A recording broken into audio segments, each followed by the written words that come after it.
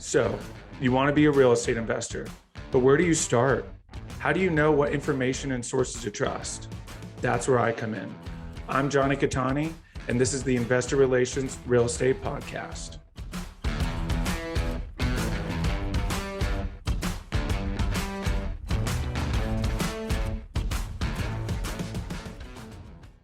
Hey guys, real quick, before we start, go to investwithcattani.com and download my free ebook, Is Commercial Real Estate Recession Proof? Now to today's show. What's up, guys, and welcome to another episode of the Investor Relations Real Estate Podcast. I'm your host, Jonny Cattani, and today I'm joined by Venkat Avasarala. Hopefully I said that correctly. Yep, you got that right. Venkat is a seasoned real estate professional. His main focus is ground-up development of market rate multifamily properties and acquiring value-add workforce housing multifamily properties in landlord-friendly Sunbelt states. Venkat is developing 1,500 multifamily units in DFW, Austin, and Phoenix. Venkat also acquired 3,600 existing apartment units since 2016. He is managing $105 million in investor equity and has over $450 million in assets under management. Welcome to the show. Hey, thanks for having me, John. Absolutely. So, like I kind of mentioned, obviously really excited to talk today. Don't get to talk too much about development. I'm also working on a development deal here in Salt Lake City, but let's kind of rewind and start at the beginning. How did you get into real estate? So back in 2006, I bought my first home, the very first real estate transaction in Plano, Texas, suburb of Dallas. And immediately, and before that, I was traveling quite a bit. I was consulting in IT and I was going from coast to coast and a lot of traveling. So that is when I finally settled down and then set my sights on building a nest egg, if you will, and started with, like most people, single family homes. Bought about 20 single family homes in DFW, and I was self-managing them. Sold most of them. I still have a few left that I'll be disposing of this year, but it worked out really well and finally got me interested in real estate and great cash flow appreciation and all that. But what happened is by 2015, I acquired all the 20 properties all by myself. And then I kind of hit the ceiling and there was no more Fannie Mae loans after you hit the 20 spot, especially after the Great Recession. They capped you at 20. And that is when I quickly realized I could have just continued to buy with bank loans and all that. But by the time the home prices have appreciated so much, and we were spoiled back then, right? Until we get 15% cash on day one, we wouldn't write an offer, right? I mean, that is what those days are. Now you barely break even if you want to buy something. And I wasn't hitting that 15% cash flow on day one. So I started to look at other venues to scale and finally settled on commercial real estate, and which means syndication. I wasn't really thrilled about taking money from others and be responsible for their equity, but I made my peace with it and finally had to scale. So started commercial real estate in 2016 and started with value add multifamily, mostly in DFW, but I own some properties in Phoenix and Denver as well. Bought about 3,600, already sold 3,000 of those. Basically, most of them I sold just late last year.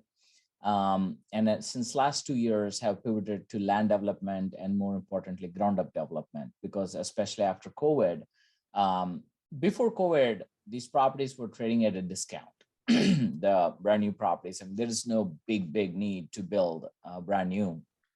But after COVID, there's a significant premium that people are willing to pay after you build it. So it made sense to pivot to ground up development. Yeah, I'm right there with you.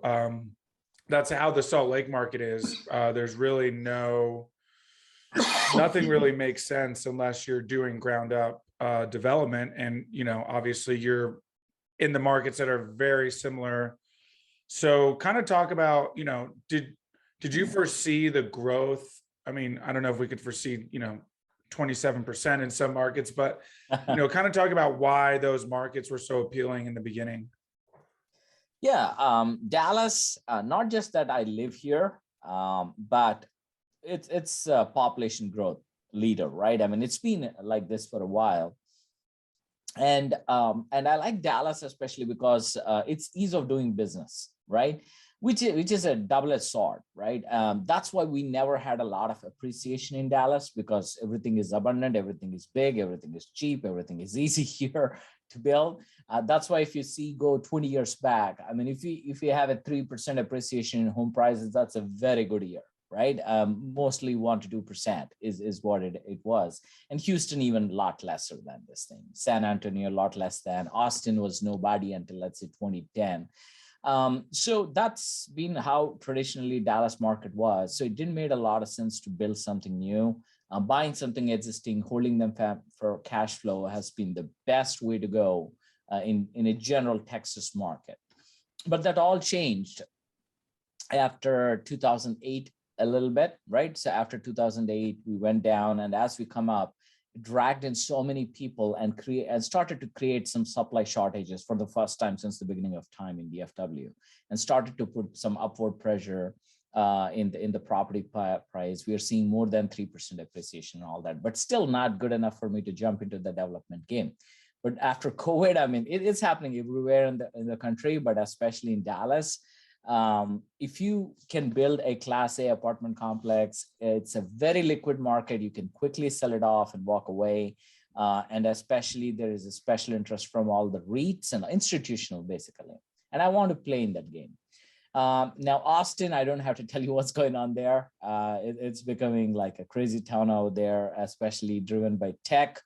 And also, Austin wasn't ready to capitalize on all these things. There's just not enough infrastructure, not enough product to begin with. It's a great market. And finally, Phoenix, right? I mean, after the bust of 2008, they learned their lesson. They completely curtailed the supply. Basically, no more cheap houses and all that, right? So after a 55% decrease in those values, they went on the other way. Before, they were just giving these permits willy-nilly, but now they are just on the other side, because they have seen what happened in 2008. And that is creating a genuine supply shortage, right? A genuine supply shortage, and not just related to COVID. Even before COVID, the rents were going up by 10%. And I used to own a property, and today I own a property, and I see how they operate versus my Dallas properties. And I became a big believer in Phoenix market. And also what I like about it is very low property taxes and very low insurance. Your expense ratios can be like 30% in Phoenix and Denver compared to, let's say, 60% in Dallas or Texas. Wow. Very high property, one of the highest in the country. Many people don't know about this about Texas. It's very challenging to to operate an existing property. And also there is no way for you to know what your tax bill will be next year. It is whatever they decided it. And you have zero control on what your property taxes and what your insurance will be. And I'm bringing up insurance because it's a very high loss state, very rough weather, extreme weather. And whether I believe it or not in the climate change or not, but what I'm seeing since I moved in here, since 2008, we get a big volley of hurricanes, tornadoes, hail, wind damage, and now they're pushing deductibles to 3 to 5%. So that is why basically I exited Texas, and it's my principle not to buy anything existing in state of Texas, but still it's a great market to build something, sell it to somebody, give them the keys and run, not walk, run before those taxes and insurance reset on you. Makes total sense. And that was really great, progression there. And I can totally see why you got into that development space, especially in Dallas. I did not realize that about Texas. Not something a lot of people talk about, despite how many people operate, in various Texas markets. So on the development side, are you vertically integrated? Do you do all in-house construction? No, certainly not, because the projects I'm doing is usually when people start with development, they start with the 50 unit, even as somebody like 25 unit and all that. I started with like 300 units, oh, wow. Right?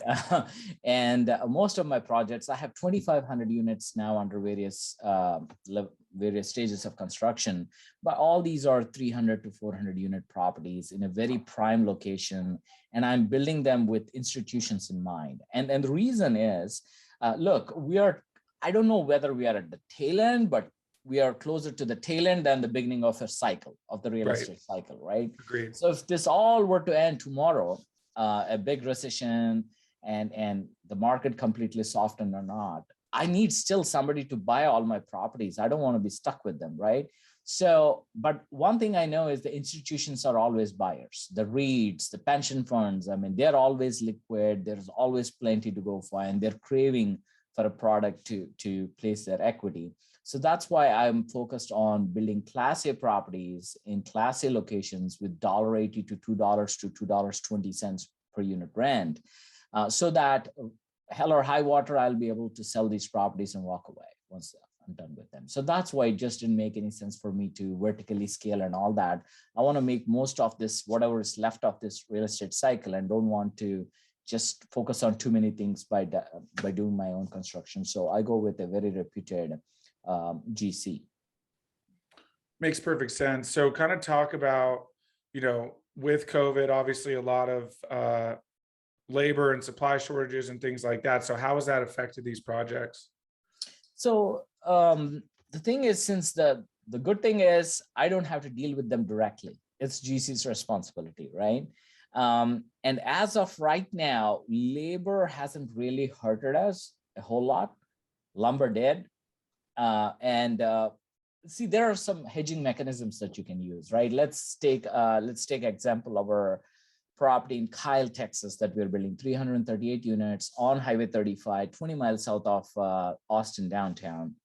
And we're building that at an average cost of $165,000 per unit. And we have 7% contingency already baked into the hard costs, soft costs, and everything. And in our recent visit, what we learned is that, yes, we locked the lumber, but the trusses, right? The trusses, which goes on the top floor and on which you're going to put these, the roof, those are, even though they are made out of lumber, you can't lock them per se, right? Oh, wow. So they're floating right now. And so I'm still exposed to the lumber going up and down on those things. So one of the things I did is, see, we definitely have a backup plan, right? Let's say if we still had to bite the bullet and pay that extra $1 million instead of directly going into the contingency, can we do this one grade less and save some money there? So this is a value engineering, right? That we work with our architect very closely. And we did this from day one. We have lever 1, lever 2, lever 3 items.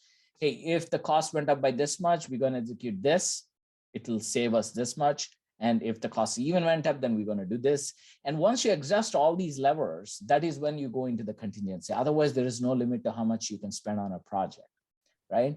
And this is something that that you get to do by working with very experienced vendors who advise as well. So those are some ways that we are handling these cost increases right now. And schedule-wise, we are okay. Most of the challenges that we are facing right now are with the cities. So, the city that we are working with in Kyle, they got overwhelmed, right? Because 2020, nothing happened and everything came in 2021. And now they were like overwhelmed, right? Because they have to review everything and give the permits and everything. So they hired a third party. So they hired a third-party service, a vendor, to help them with the permitting process. Now, when you introduce somebody else, there's more bureaucracy. And of course, they have to earn their fee. They have to put a comma there, a period here, right? And try to delay. So that caused like a good 3 months delay, which we weren't expecting, and things like that. City and Phoenix, my God, I mean, I've been waiting on my permits for like 6 months after getting the zoning approval done. And yeah, it's challenging. I mean, we are seeing delays with the city, not so much with the actual construction process. Interesting. And is that just because of how many permit requests there are? Absolutely, right? I mean, they're all overwhelmed, right? And people are building more than usual. And the 2020 lack of all the work in 2020 came to them in 2021 and 2022 now. But with the growing interest rates, if the construction game softens a bit, it might help them. But like everybody wants to build right now. So I mean, cities are just not equipped to handle 2x, 3x capacity at one time. Yeah, that makes sense. And that is kind of interesting considering, while of course, 2020, I guess what's interesting is that 2020 was an anomaly, right? Like nobody could have predicted it, of course, but most of these cities have had growth and increased growth before COVID, and yet it's still interesting that they don't have infrastructure in place to handle the growth post COVID, as if all of a sudden COVID just stunted everything. No, absolutely right. I mean, see, it's good thing that we get our cities get to decide what's best for us, right? The state or the federal government is not telling us what to approve, what not to approve, right? We enjoy a tremendous amount of flexibility. But on the flip side, there's a lot of NIMBYism, right? Not in my backyard, right? So city councils are changing with the migrations. Let's say a bunch of Californians move to Texas and finds their way on council. Well, the way the council behaves differently now, right? So all that is coming into the play right now. The regulation, I mean, there was a architect firm called Humphreys and Associates, and in multifamily, they're #1 in the country. And we're using them for our Frisco, Texas project. And they did a webinar recently, and they had somebody else come and present. And then they were saying that 34% of the cost during the design phase is directly attributable to the extra regulation, just meeting regulations, right? Wow. So that is just too much, right? That is just too much. And even I heard recently, especially in California, even though we talk about like so many people are leaving California, there's still a severe shortage there. There is still a severe shortage, and the NIMBYism is too much over there. And looks like even the federal government is going to step in, and the state government wants to step in and rein upon these city governments and remove the red tape so that the affordable housing, otherwise they have to live under the bridge, right? I mean, if we cannot create enough housing, not many people can afford these rents. So it's gaining some attention that it's just getting it out of hand. And Phoenix more or less is getting, I'm seeing that kind of a behavior where people are just taking too long to approve these and putting extra regulations and all that. What is the logic behind some of this extra regulation? See, let me give you an example. So in Plano, Texas, I was considering to buy a property. I offered on it. I ended up not getting it. But one of the things that on the property is a small stream goes by, right? The stream is usually dry, but when it rains heavily, you'll see some water in that stream. And I'm not talking about like a big creek kind of thing. It's a stream. Most of the year it's dry. And while doing the project, the civil engineer called my attention to saying that, hey, look, I understand that you had it looked at from the flood standpoint. It's not in the floodplain, but I see a stream there. So you have to call in to some kind of a US Marine Corps engineers or something like that to see if it qualifies under a wetland, which it will, because if it gets wet, apparently it becomes a wetland. And apparently some toads live there, like frogs live there. And now you got to protect those frogs. You cannot just throw dirt on them. And I said, this wasn't there like a couple of years back. How come I have to do this, right? Well, the DC, the government changed, didn't you realize? So that brought in all these. So apparently under the previous administration, that's one of the things the previous administration did. They just rolled back so much regulation, and it helped, propel our economy. But this current administration, what I was told was that, kind of reversed all those rollbacks and put them back. So now I have to protect some toads, right? So that is just an example, right? I mean, it's like when you want to write rules and laws, of course, there's no end to it. But we have to follow them. That is fascinating. That's a very interesting story. Very one-off scenario, but one of those things where you're like, okay. So yeah. Really, it sounds like it just rained enough that the water broke through the ground and created this little stream. Yes.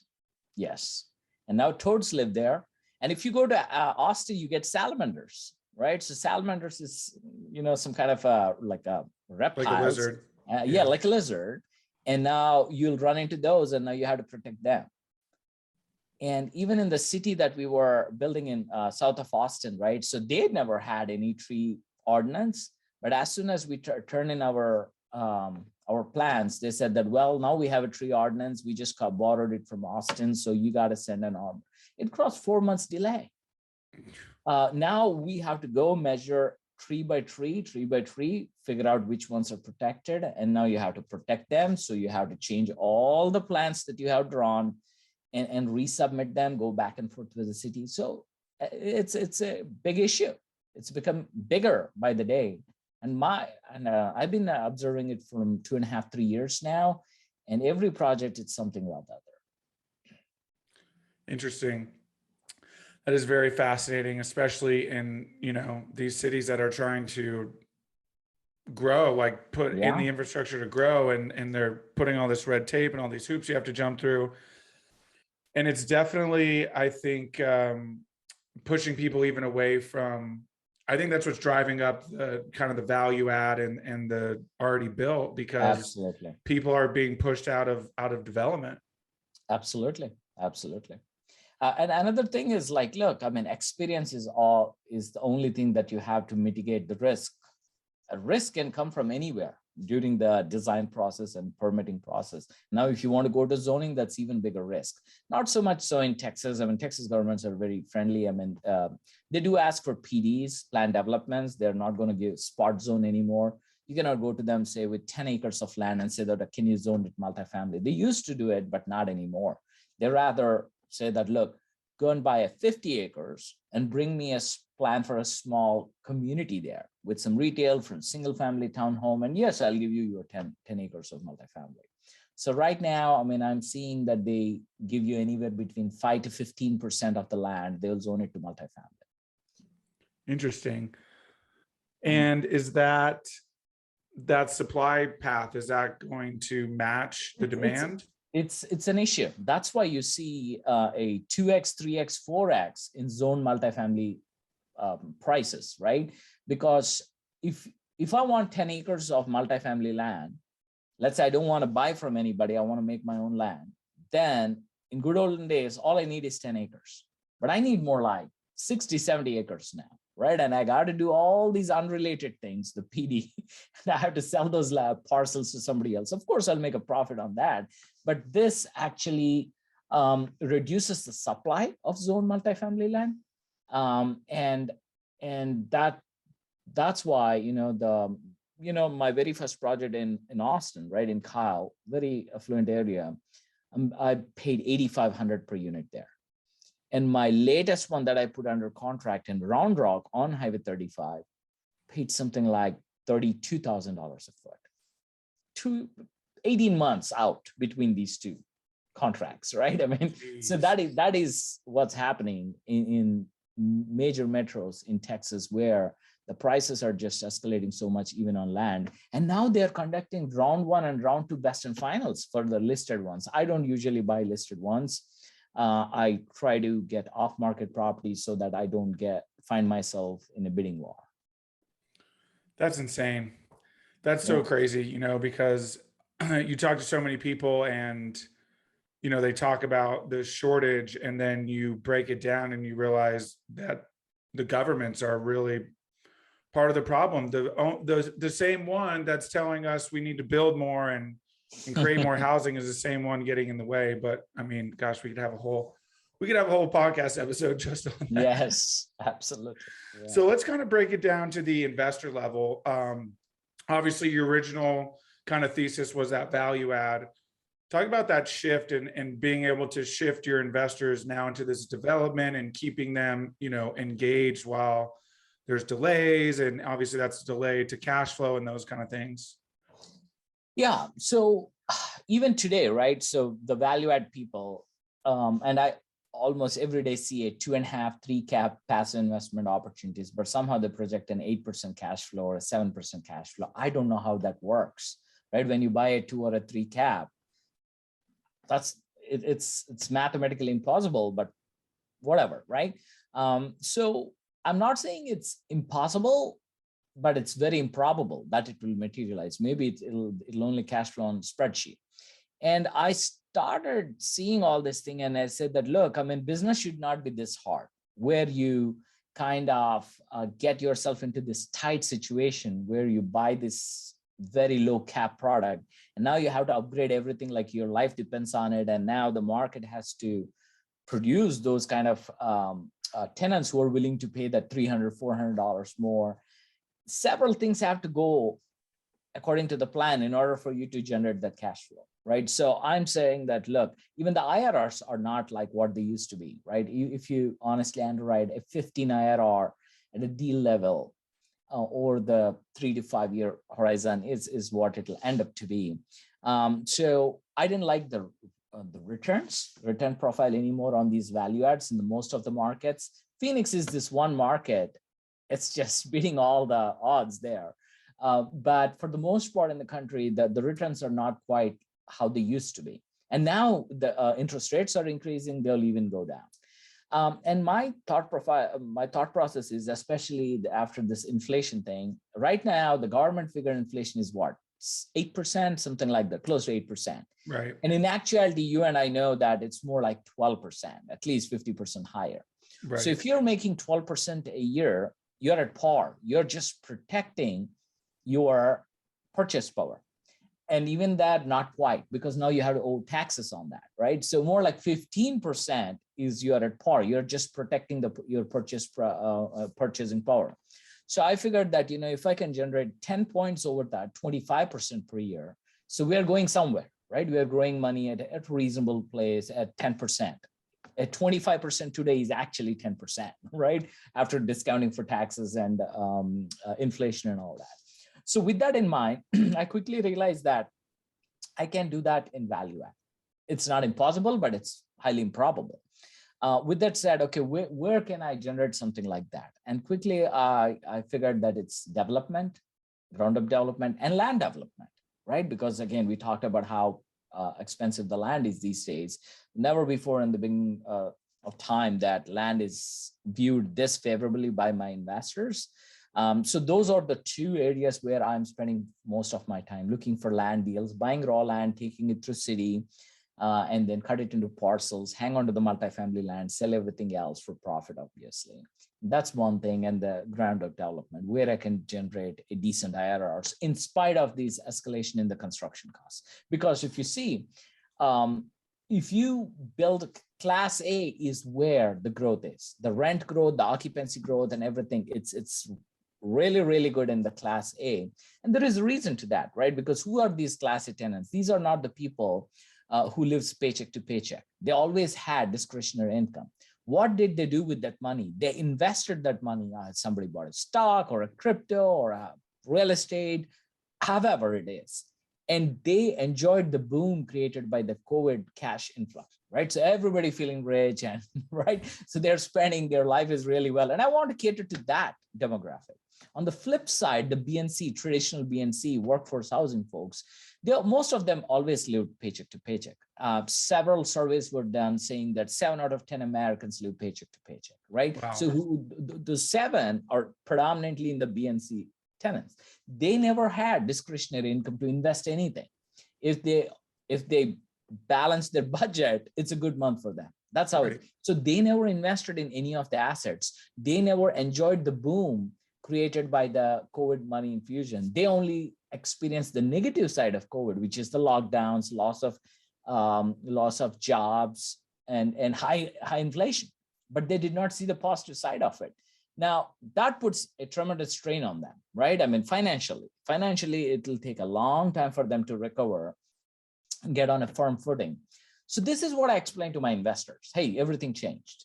Everything changed. So if you want me to go get you a value add deal and generate a 3 to 5%, I can do that, but less returns, and you're catering to the demographic who are struggling. Is this what we want?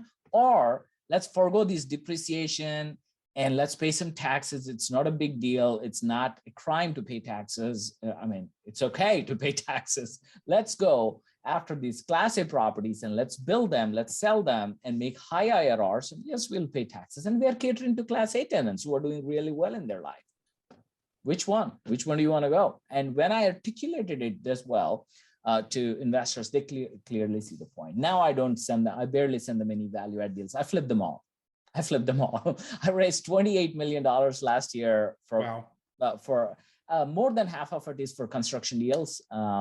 About 40% of that is for value add deals. But in 22, so far in the first 3 months, I raised about 25 million. All of it is on all of it is on value add and ground up construction, and probably will raise another 30-40 million for the rest of the year, all of it on development. So this shows that people understand what's happening, and we have to pay attention. I mean, that's how I flipped them.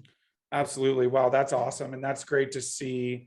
You know, obviously that means you're working with not only accredited investors, but sophisticated investors who understand how to actually find yield. And like you nailed it on the head, it's in the development space, you know, and that's, you know, especially if you're going to play in these markets, it's just like how Salt Lake is. And one thing that's kind of interesting about Salt Lake is we never really had a ton of multifamily properties going up until probably the last 5-6 years. So there wasn't a huge supply to begin with. And now we have all these people moving here. And of course, it's driven the residential prices through the roof, and there's nowhere for them to live. So now they're just fitting them in every nook and cranny they can find. And even those are starting to get compressed, you know, because of the supply shortage and lumber and all these different things. So, you know, you're having to put, you know, max price clauses and things like that in order to make this stuff work. But, you know, you really nailed it on the head. The smart investors understand. And listen, we're all in this for real estate's a get rich slow scheme.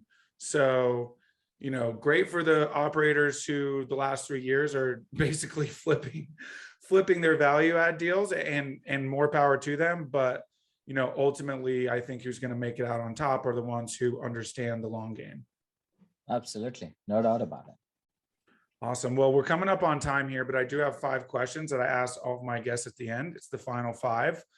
First question, best advice you've gotten from a mentor? Just follow the sharks, right? So in DFW, right? And when I moved to land development and ground up development, I'm not looking for any guru who's going to teach me everything. I'm just paying attention to the industry leaders, all right? Very astute, very sharp individuals, where they're buying land, where they're building and all that. I'm just copying them. So, and that is what my advice would be, somebody who's going to venture into this game. Awesome. I love it. What is it about your career that makes you feel like you're fulfilling your why? So I decided that, you know, my destiny is to build things, right? And part of it is Donald Trump, actually, right? Really think much of him until he became president. Then, of course, right now that you're president, you want to know a little bit about it. Then looked at all his accomplishments and all that. And what kind of propelled him into where he is building. He builds, right? So that is one skill set that everybody should have it. We should be able to build something, build from ground up. You created it into existence. So he has a great impact on my looking into development very closely. Not that I want to run for president or anything like that, but I felt it pretty cool and very fulfilling. And once you build this project. I love that. That's awesome. Favorite non-real estate or investment related book? By Dale Carnegie, How to Win Friends, How to Win and Influence Friends. It was written back in early 20s, even valid right now. In real estate, as you can imagine, right? So, you know, I'm an electrical engineer. I got a master's in electrical engineer with my specialization in VLSI chip design, integrated chip design and all that. And I worked in very complex IT projects and all that. The IQ that you need to do all that is far higher than the IQ that you need to do real estate. So it's not really, it's pretty straightforward. It's not that complicated, especially if you know who to rely on, right? Whether we'll succeed or not in real estate simply depends on one thing, right? How you can build and grow relationships with people. People want to only work with people they like, right? In IT, whether I like my boss or not, I always work. It's not like I get up and leave. Right. Or a peer I like or not, doesn't matter. I'll still keep my job. But real estate is where nobody would work with you if they don't like you, right?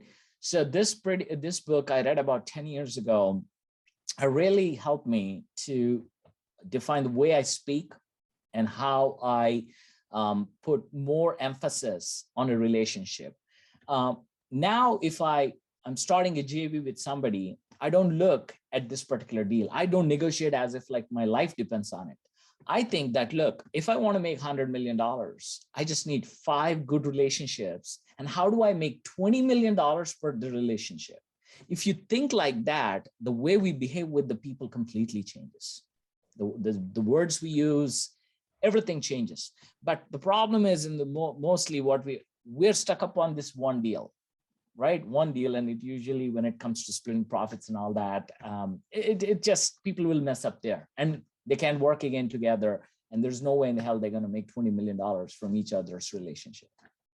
Wow. Yeah, that was very well put. You nailed it right on the head.